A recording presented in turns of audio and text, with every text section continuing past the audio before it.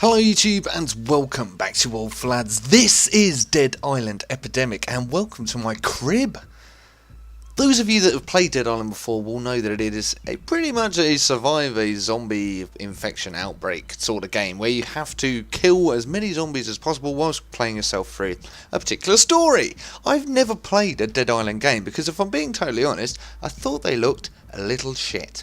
However, when I was given a key by the amazingly beautiful Xgrad for this particular game, I was a little bit different with my approach because this is not the same as any of the other Dead Islands. This is a MOBA. Yeah, I know what you're thinking. Lots of MOBAs about at the moment, and you'd be right in saying that. Now, the thing with MOBAs is there is a stigma, and this game is going to be free to play, of which there is also a stigma, so it's like a double stigma it's trying to fight. The thing with MOBAs is that the communities are usually pretty hostile, I think it's fair to say, and Dota and League of Legends are a prime example of people having very high expectations of you once you move into the PvP side of things. Now, what Dead Island Epidemic has tried to do is slightly change that. And before I go into that sort of thing, I want to show you around my crib, so to speak. So this is a workbench, and lots of you will be familiar with a workbench from the Dead Island games. Here you use blueprints to craft different weapons. You'll notice they've all got numbers next to them. That relates to your workbench tier. As you can see here, I am a tier 4. That is what my account level is, so to speak.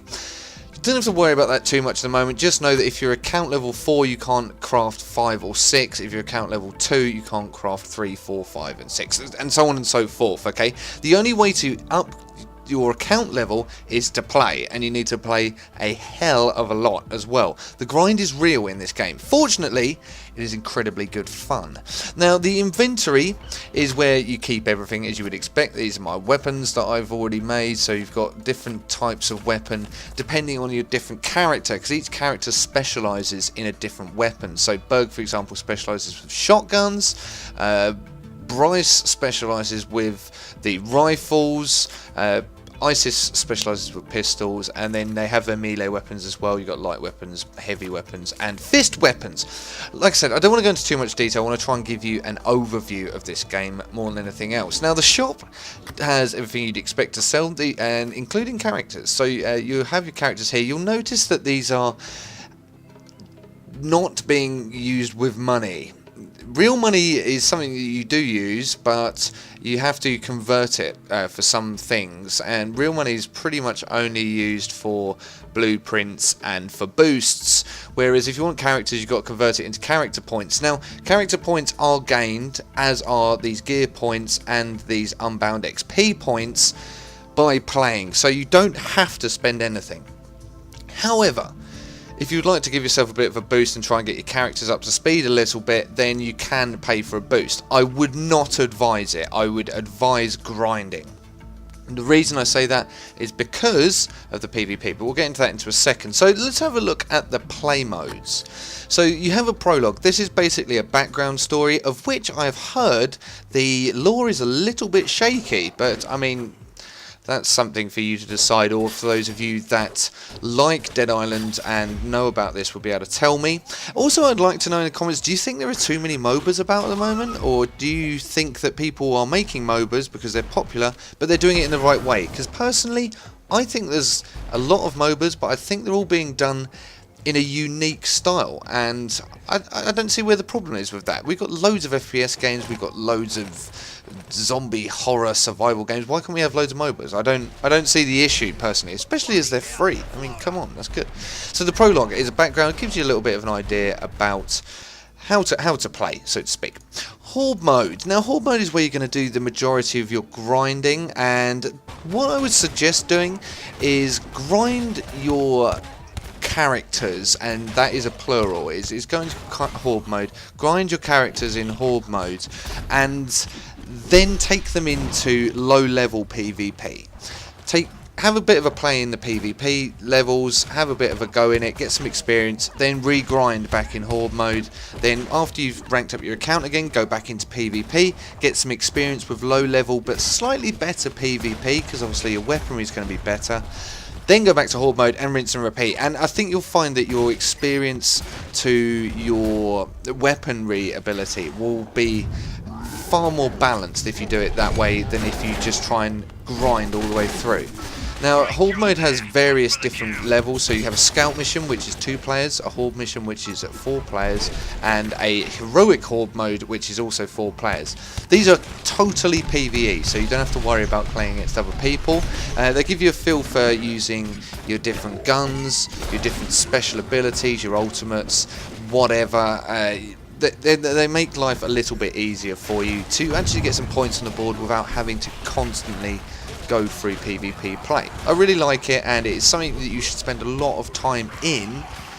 However, you should also consider the fact that you don't want to go too high with your level before getting PvP experience.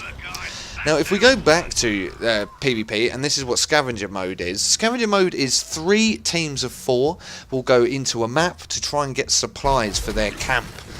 Full on PvP and PvE, you'll see that there are lots of flags dotted around. You've got to cap the flag, that will get you a certain amount of immediate supply loot boxes, which you've then got to take back to your truck. They also give you a passive amount of supply points as well, so the more flags you have, the more passive points you actually gain as a result. Very important, something that a lot of people overlook as well. You have to have map control. Now, with regards to PvP, you have got to consider, like I said, that this is a MOBA, people have expectations and people don't like losing. That's fair enough, but some people do take it a little bit far. All I'm going to say about PvP is get practice in early. Now, the way the matchmaking system works, if we just enter the lobby here, is you'll notice I have a strength level. Now, strength level is based around my base strength of my character, which in this case is mutated ISIS, so quite high, and your weapons. So your strength level will then put you into a matchmaking bracket. If you've only got a very low level character, so like a level 1 ISIS, and only tier 2 guns or something like that, tier 1 guns, whatever, you're going to be put into the lowest denomination of matchmaking bracket. So you'll be playing against other people with very new characters. It means you won't get overpowered early. So you play through that, get your experience, then when you reach a point where you think that you're probably underpowered because you'll obviously move through the matchmaking brackets, then come back out, go into Horde Mode, grind a little bit, get your account level back up and get your loot tier level back up. That will give you the chance to then get better weapons. Then you can come back into PvP, have a little bit more of a go, and when you reach a certain level that you think is your ceiling, then start a new character. Do the same thing and eventually you'll grow sufficient experience across your characters that you'll actually be able to go into the PvP and actually survive, because it's brutal. Okay, so I hope this has given you a pretty good overview. I have got some gameplay that I would like to show you as well. So let me know what you think of this game and what you think of the idea of loads of MOBAs, and if you're happy with the way that Dead Island's gone. Anyway, thank you very much for watching. I've been old Flads. This has been Dead Island Epidemic, and I shall see you next time. Cheers and goodbye.